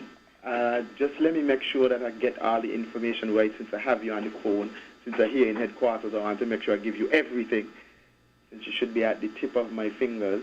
Buying your medication is easy. Okay. With City Drugstore's curbside pickup. You could hear it? WhatsApp off. Yeah. Find offices at 662-8769 with your request. For prescriptions, take a clear photograph and send for review. We will engage you in dialogue and then provide a quotation and link for payment. You can then pay via TDC's online payment portal. And once the transaction is complete, you'll be notified that your pickup is ready. Yes, it's that easy. Send your WhatsApp message to 662-8769 to order your medications today with City Drugstore's curbside pickup service. All right. All right. So the number to dial again for that is 662-8769. And you could have your prescriptions filled and just pick them up curbside. So you don't have to come in. Brilliant, brilliant. If you're not physically able, or if you may not have the time, we have that as well. Just before that day again, the letters to Santa, I bought my little house the last time I was there. Don't forget the letters to Santa. We're encouraging children to write into Santa and have Santa grant their wish. We have the boxes, the mail boxes, located at our retail stores, with the exception of the automotive division, I think, so that you can write your letter to Santa and have your wish granted on the 24th. And here's the thing. We've partnered with Santa this year, and the elves are actually going to make 1 or 2 of the deliveries. Oh. Yeah. We working with Santa. I mean, nothing might be keeping, but Santa working with us. Yeah, things keeping with Santa this year. So we make sure we do that. That's wonderful, man. Wonderful. You guys have any questions for me since I'm here at headquarters and I could answer everything you want? Bye. The thing is just so thorough in your presentations that, it's very difficult to leave no stone unturned. Why not? And a rolling stone gathers no mass. No mass. No shine. So the thing is, though, we really want our customers to recognize that with COVID and everything at this time of the year, our doors are still open. We still have the quality products. You are going to benefit from huge savings this weekend. So don't wait to be told about it. Come to the stores early. Look around. See what you need. If you're into contractor sales or if you're into credit, which includes hire purchase, now is the time to come to the stores, get what you need, get your quotations, speak to our sales associates, speak to the staff at credit, get the quotation that you need, return on Friday and Saturday. If you didn't get a chance to come Friday, if you want to come both days, sure, we gladly welcome you on both days. And you go straight to the point of sale and make your process as smooth and as seemingly as possible. Remember, we have put the COVID protocols in place to protect the staff as well as our customers. So come shop and save. Lovely. Indeed. Yeah, come shop and save. And I hope you've signed up for Earbox. I was asking earlier if you signed up for Earbox. And yes, Amali, I'm going to send the forms over at the ELF today for you for the Mega Reward Card program. So for those persons who have Mega Reward Card accounts with us already, when you shop, you get the points. I believe I signed up for that when I was there last week, you know. Well, I can check for you. I didn't. I signed up at the entrance when they were So checking. Bailey, you're reminding me that I'm falling behind. I'll send the ELF today. Nice. Remember, he coming from the North Pole, so... Yeah, we work with that still. You should be there today. Nice. I can make sure that. So, guys, if I don't hear from you again, I think there's another link-up scheduled. Hopefully, we want to do one from the store so that you could feel and see and how everything going on in the store. Hopefully, we want to create that kind of experience for you guys. I don't know if you've ever done that, so we want to create that kind of experience for you guys so that the customers and clients could know what it feels like, how it feels like from your experience as well. So hopefully, we're going to try and plan something around that days so that you guys could, hopefully, one of you guys, some of you guys, could hopefully experience it for yourself, the TDC way. Oh, sounds lovely. Yeah, we'll be looking out for you, man. This is a family thing. As Amali would say, together we succeed. I'll help you achieve success. Indeed. So you guys have no questions? That's strange. No. None? I just want to go off the phone. Oh, you want me to go off the phone so you can come and shop? I hear you. Yes, I want to get over there and secure a second mini fridge. Please. The man cave sound like it's a work in progress, right? It's slowly but surely. Coming together? You plan to open on the 24th? But no. Not to the public. January. Not to the public.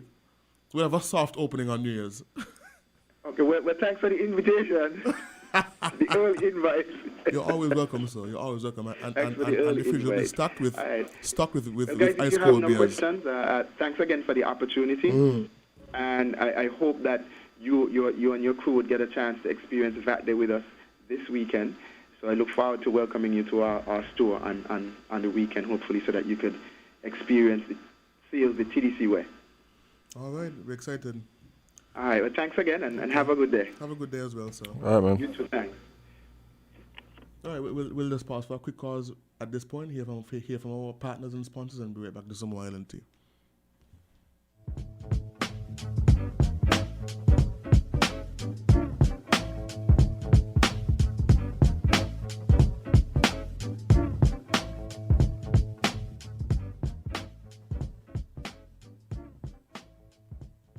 WINN is 98.9. 98.9 is WIN FM. The good food people. Merry Christmas, everyone. Merry Christmas. Merry Christmas. Merry Christmas from Ram. This Christmas at Ram Supermarket is free. This December, shop all Ram Supermarkets and take advantage of all the in-store specials and free giveaways. Celebrate Christmas with Rams, where you're guaranteed better prices, better quality, and better value for your money. Happy holidays from Rams, the good food people. Terms and conditions apply. See in stores for details.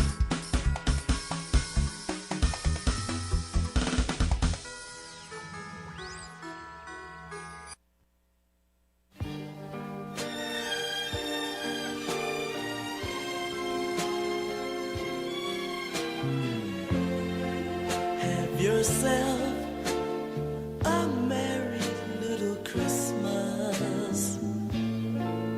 Let your heart be light. From now on, our troubles will be out of sight.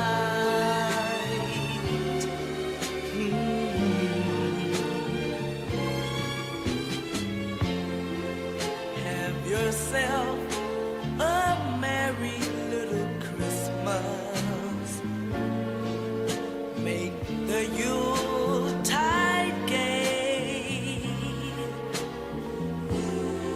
From now on, our troubles will be miles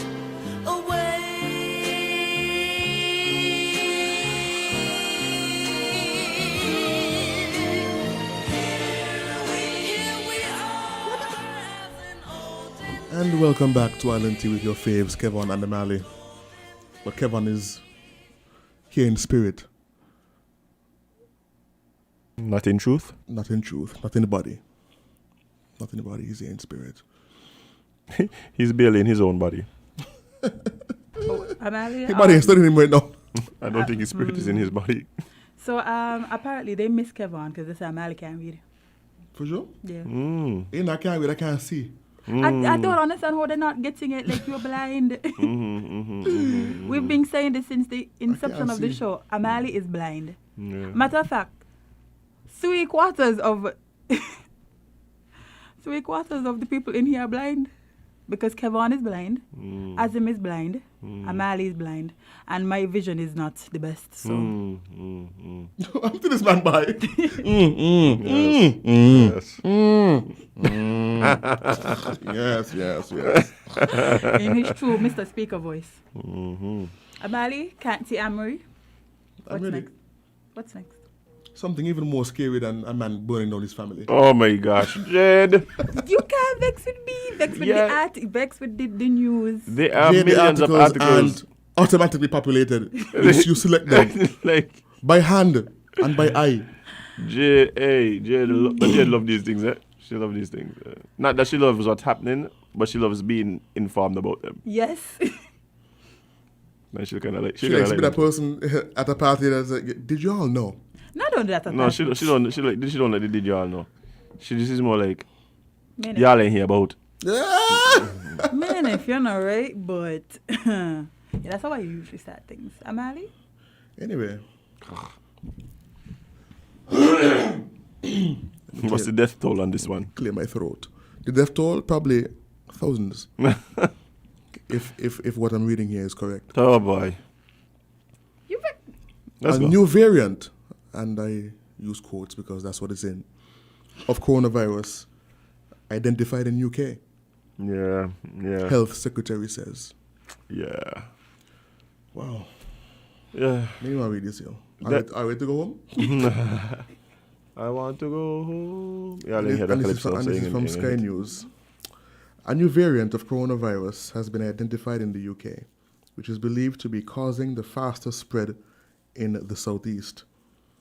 Health Secretary Matt Hancock has said. Oh, that was a comma after that? Okay. I really can't read by him. More than 1,000 cases of the new variant have been found, predominantly in the south of England, Mr. Hancock told the House of Commons this afternoon. It is spreading faster than the existing strain of coronavirus and believed to be fueling the very sharp exponential rises in cases across the southeast, he said. So far, it has been found in 60 local authority areas and is thought to be similar to the mutation discovered in other countries in recent months. Yeah. We can't win. The evolution of the virus is something that scientists been warning about, and then it's like they've been finding these new variants and new strains and things. You know how ridiculous that is? Like, as soon as we finally feel like we locked down one strain, they just was like, nah. I have a question. Does the vaccine address all the strains or just... There's no guarantee. It depends on the variant. I just don't go down here. But it depends on the variant. As a matter, but this is kind of like how viruses work, right? Like, this is kind of how they work. So like I said, this is something they've been talking about. Now, my issue is, As well. they create this not they create, but the virus is now mutating and doing what viruses do. Because the truth is, right, human life on this planet, we've been pretty much fighting viruses since we've been here. Yeah. Like, it's been this constant war that nobody really to talk about. Like, viruses trying to kill us all the time. All the time. Like, all the time. Like every day. And yet they keep opening up. You know, this reminds me of the Matrix with the machines. Yeah. The machines are coming. that We've been the fighting other the day, machines and we've managed to hold them off for 100 years. But this battle is the battle of all battles. Yeah, that's how we feel. Like, the thing about it, though, is the unknown. For me, is the unknown. The unknown about what's the after effects. Like, we don't know what, like, people who have COVID and who are able to, like, you know, overcome and deal with it and stay alive. We don't know what's going to happen to them in 6 months. In 8 months or a year, you know. And you know what's funny, right? I saw a quote recently and it said... Who's it? Go ahead, yeah. Remember, I home after you. Yeah. I'm going cool. Kevon, hurry up, come back. But it said, right? People are afraid of the vaccine, but they're not afraid of COVID. How are you not afraid? How are you more afraid of the vaccine that you haven't taken yet, but you're not afraid of the disease that you could catch easily? You know, I think people are afraid both. I don't think so. For the way how people operating, there's literally people that do not think this vaccine, this disease is real, and they don't want to wear masks, and they don't want to social distance, and they feel like their rights are being infringed on all of this. So I can't really say they're afraid of COVID. I think people fall into a lot of different categories. There's some people who legit like just underestimate, like, you know, some people who they feel like that can't happen to me. They have that whole like mentality like buying and happen to me. And then it happened to them. Well, yeah. And then there's the people who are just like real conspiracy theorists who just figure like all these things fake and it's ain't actually happening and it's just the common flu and all these kind of things. Mm-hmm.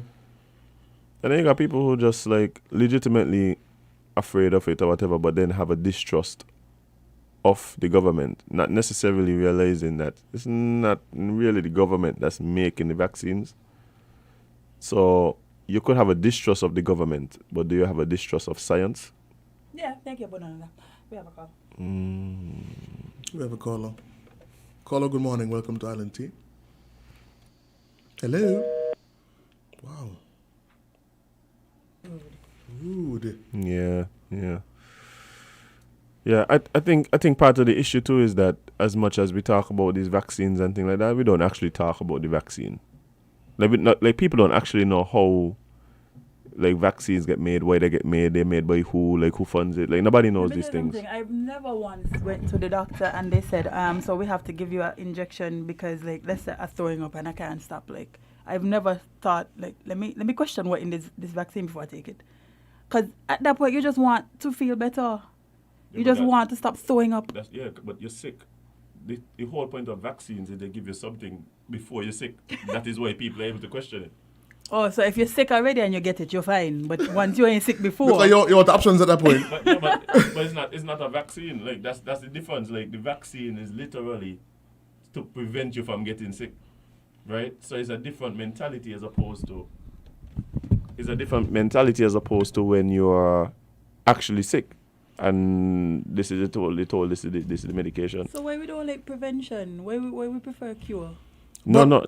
But Jade, people like prevention, you know, people don't trust the process. Because we've seen time and time again how they've used vaccines for all kind of things. It's like, that's the thing, yeah, I would not mind if people were just like skeptical, like just because like we just be choosing to be skeptical. But we've seen how they've misled the public several times. Like that's where the mistrust come from. So you think if they had given it to us in like a tablet, like a gummy bear? I don't think. No, you think they would have feel better? No. You sure? Yeah, definitely. Yeah. If you had, like, imagine they tell you this little gummy bear, like, you know, the Flintstone vitamin things. If this is what they give you and say this is what gonna cure, will prevent you from catching coronavirus, like we would have been lining up. Me too. Okay, I got you. No, but that's part of the thing. All of this is optics. All this is based on past traumas Experiences, and yeah. past, and like we know the knowledge. Like we've seen the reports how people, let's say people, but in an effort to pass the vaccine through trials and get it approved and things like that, that certain information was left out and not made public and stuff like that. You know what? All the effects of the correlation between autism and vaccines, like these is real things. Like they knew, they just didn't tell us. You know what irritated me this weekend? Is it this weekend? I saw that this weekend. I think it was this weekend. I don't like how they put it feels like a narrative. Like they put out something saying that I think it was a black Jamaican lady was on the team of people who created the vaccine. How that's supposed to make me feel better? Like that's supposed to make me feel like, oh well, then she was there. And the first person in the US took it to, and she's Jamaican as well. Like of Jamaican heritage. I saw an article yesterday. But one of the main scientists who was being credited with the development of the vaccine is a black woman. So they're pushing a narrative. Why? That is not going to make me feel because it's black people ain't just them. So they're saying if they put a black person on the front line, they're going to feel more inclined to take it? I'm sure some people do. Yeah, of course. No, but you see, this is no. All these things for a reason. But not only that, Amali. Like I'm saying, one of the issues, like when I talk to people, they say the government, this and the government, and they're generally talking about the U.S. government, right? So if there's a general mistrust of the U.S. government, specifically now where you have President Trump, who is actively saying that he wants credit for the vaccine. But he always wants credit for something he do. Right, but what I'm saying is this is like that adds to the narrative that the government is involved in the development of the vaccine. And if you already have a mistrust of the government, then you're going to mistrust. Make it worse. Yeah. So what happens is now, I think the narrative needs to be that, no, like, there are scientists who see the problem. Because that's what they do. That's what scientists do. They see problems and they find solutions. Because remember, they already think I want my vaccine come from Russia.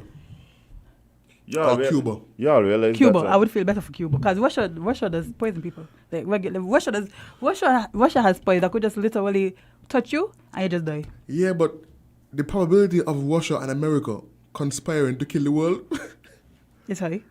Is higher? Impossible. Improbable. Of Russia and America conspiring together. The Russia that they said influenced the 20 what year it was. You have to undermine America. Okay, now I see your point. Go ahead. To undermine American democracy. But you see, I feel like I feel like a lot of people already have it in their head that like this vaccine is the conspiracies that make people feel this way. Because if you can literally think that the government all the governments in the world gonna conspire to use a vaccine to track you, like there's that ain't my fear. The vaccine, if they want to trap me, they can trap me. It's fine. But Amali, what I mean is like you rationally thinking about this. They can't. A vaccine would be I feel like the vaccine would be the last resort for them to track you. Not really. You get. You get all your information from the government, like your driver's license, your social security numbers, all of these things. You have cell phones. You put your location in. You don't even read what the cell phone asking you. You see the words come up, you just click accept. So there's so many ways. The vaccine could just be an avenue. No, but what I'm saying is this, right? Let's say you wanted to create a situation, right, where you wanted to cause mass hysteria, mass mistrust, a total global reset. Like you do realize that COVID is like the perfect way to do it. Yeah, up to the fact. No, I'm not. Obviously, that's not what happened. At least I don't believe so. Like they had other diseases like these things. No. No. You want me to tell you the Black Plague, but it wasn't like this. It wasn't like this. Like the difference with COVID is the vast difference in interpersonal, like how it affects different people differently. That one, you got people who asymptomatic, some people who just got like a little headache, some people who dead in a day, some people who like catch it twice, some people can't catch it twice. The fact that the variables are so wide is why people don't even know how to approach this thing here. So this is the perfect movie plot. Yeah, that's what I'm saying. If you're literally trying to disguise, for instance, right, if it was a situation where everybody to get COVID, like once you get, you're dead, Like it was gonna be a whole different situation. Boy. Like it was gonna be like Watch people was gonna approach this thing totally differently. I'm sure, let me tell you something. The vaccine would have been approved Right. the next month. Right. But if you wanted something to spread around the world to create some kind of mass, whatever, right? This is the way to do it. If like this is the way to do it, yeah, just make it so that you don't actually know how we're gonna affect you. That's what makes this thing. That's why people feel this thing spread so fast because it was just like this super contagious thing. It wasn't that. It's because of behaviors. So the reason why the behaviors were so lapse, especially in the beginning, was because it affect everybody differently. Like that's why that's the key part for me. You know, like that's the difference. If it was a matter that like by once you catch the COVID thing, 2 days you're gone in, they would have stopped this thing in Wuhan. They would have stopped it in Wuhan. It wouldn't have leave. They would have locked down that there, boy. They would have just blow it up. They would have done a king. Which person was literally like contemplating shooting people? If you got it, it's Kim? Kim Jong-un? Yeah. I don't know. I read an article where somebody was. dictator? What? But he said, let me tell you something. Shit, you're gone. That sound like Admiral Aladdin, yeah, from the Dictator. Boy, when I read the article, I said, wow. If there's a way to stop a spread, that would be it. Because like, if you literally tell your citizens, you ain't got to stop doing what you're doing, though, but just know if you catch it, you're going to die. Or we're locking down the country. If you're seen outside, you'll be shot on sight. Where I know. Which the truth is, right? Hey, y'all realize like before COVID, there was things that like the government's doing now that we fully supporting. If they tell us about it prior to this thing, we'd have been like, but no way they could pull off No, now. boy. You can't tell me stay in my house For 6 months. You're crazy. And if I was about to make it, I can charge $5,000. Like you could imagine telling somebody that last November? Tell me, but you're crazy, boy. No way. So think about it. Imagine, right? Imagine it, like, and like now when we talk about these things, like making a law that if somebody tests positive for COVID, they get a death penalty. Like. And a lot of men who is supposed to be raising their hand and be like. Yeah. I bet just so quick about this the home. Bye. Boss, I can't work remotely. Your boss can tell you don't come in here. Do not come in here. It's true. But yeah, but I think that is going to be. I think that is going to be one of the more long-lasting effects. Like after we get rid of the pandemic and deal with the actual virus and thing, I think the change to global government's powers and the reach that they have in terms of how they affect your personal life, I think that's going to be the long-lasting effect. But yeah, see, I think it's part of the COVID-19 bill. Yeah. That will give the government powers to do what they have to do outside of a state of emergency. Outside of a state of emergency. Not only that, like, the reason why I feel like that was, like, in direct response to COVID-19 is because it's the COVID-19 bill. Like, I read it though. I have to read it because I got a feeling that somewhere in there it says COVID-19 and all other pandemics or whatever. Like they could bring it. They could use. It's only called the COVID-19 bill because it was drafted during COVID-19. That's just the name. But I can guarantee you, it's a overarching policy that would address anything that is like this related. Y'all think we might see a next pandemic in our lifetime? No. Yes. In our lifetime? Yeah. Yes. In the next 30 years, not your lifetime, Amali. Yes. In general. I know you ain't plan to live too long, but. But as in, we're almost 40 when it was one before. Why do you think you see one again? Because we have been battling with these things. I understand that. Yes. But the cycle is now like every 100 years or so. Bro, have you seen what we do to the world? When was the last time we had one before this? Bro, this well you can't but we can't say we don't have viruses. It would be no, I mean a pandemic that literally shut down the world. But that's what I'm saying. Maybe it happened before we die. No, look that's at my personal feeling. No, look at this is my thing, right? We know we did every year we got like 2 of these things busting out. Like whether it's some bird flu or whatever, like, all of them is the same kind of thing, right? I can't go out on a limb and say well, we're going to say another one for a couple of 100 years because of the reasons why they come. The reasons they come is because of human interaction. Like, that's why they're becoming so ridiculous. Like, because of the human element. And we're doing more and more nonsense every year. Every year, as in every month. I'm puzzled. Like, I'm puzzled by the thinking that is behind the things that humans do sometimes. Like, why would you do these things? I have the answer, babe. What? In a word, greed. Money. Everything.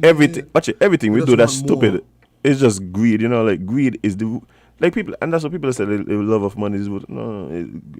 Greed. We're just greedy. The reasons why they have... Deforestation is because the man them who does sell lumber. This money sweet. We want money more. sweet and we want more. This last 2 billion that we make ain't enough. We need to make another 6 next year. Like, yeah, realize how serious global warming is now. Like, things that have not happened before are happening. And people still continuing. It's like they say, well, you know what I think it is too? A lot of us, well, not us, a lot of people think, like, because they know they're not going to be around for the repercussions of a lot of their decisions. Guilty! No, man, it's not that I don't care. It's not that I don't care. I'm just happy I won't be here. No, but at the same time, it's hard to fathom. It's hard to fathom exactly what the consequences of the actions now are going to be 40 years down the line. It's hard to fathom it, Yeah, but some people literally, because they don't care. That is it. They don't care because they're not, like, maybe, okay, you might do something small and not fathom, like, the repercussion. Like, you might leave on the AC in here and not realize they could burn on Win FM. But somebody would willfully do something and just not care that it's going to affect another generation because they're not going to be here. My thing is, right, what we need to see for this to change is politicians who listen to science more than they listen to money. Again, this is the problem. The problem is that we expect politicians to not politician. Like I don't expect them to. I'm just saying that's what you're going to change. No, but look at it. I keep telling you, we always confuse politicians with statesmen. They're not the same thing. Politicians have one specific role. To be re-elected. To be re-elected. It don't matter what they got to do. That's their job. Their job is to get re-elected. And they're going to do what they got to do to give themselves the best chance of succeeding in their job. That's what happens. And then when you have these short election cycles, right, it's hard to look 40 years down the line when I got to get re-elected in 3 years.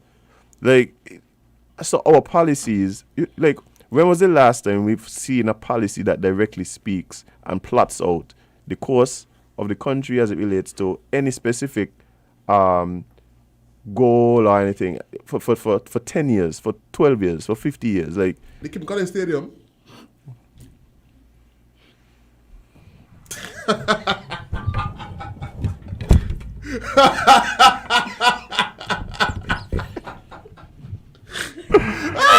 The Kim Collins Stadium, the eye couldn't even make it past 7 years. To the end of the show. The eye in Kim couldn't even make it past. Let's go home. On that note, We're putting this facility down to benefit athletes for years to come. Take us out. Take us out. Watch here. The most important sporting event that happens there annually is music festival, which it was not even designed for. And then the one that it was designed for, which is inter-school, ain't got enough seats, ain't got enough space. Oh my God, I'm dead. And the giant relay championships. Like, you don't got enough seats. Sorry. Like, it's not even close. It's true. It's not even close. So that there can't work in another 10 years. Because people breathing like rabbits. Ain't working now. Like, Amali, it is 10 a.m. It is time for us to go home. Oh, wow. Please take us off. Please. Wow, Timo. Before we... Abusing you here, but... We want to... Amali.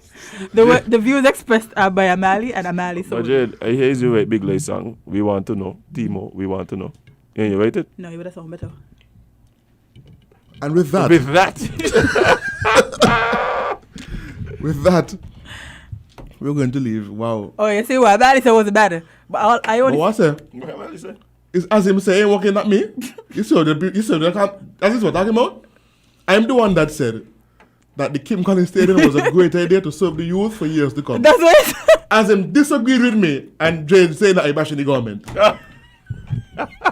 Even when I'm supporting the government, they say, stop calling me name. I tell people that I think become my name, my first and middle and last name being with A. Meaning the first to call. Easy target. Right in front of her, you know? In front of her in the studio. I praise the Kim Collins Stadium. As him said, no, you're wrong. It's actually quite the opposite. Jade said, bye. Take him out of Timothy.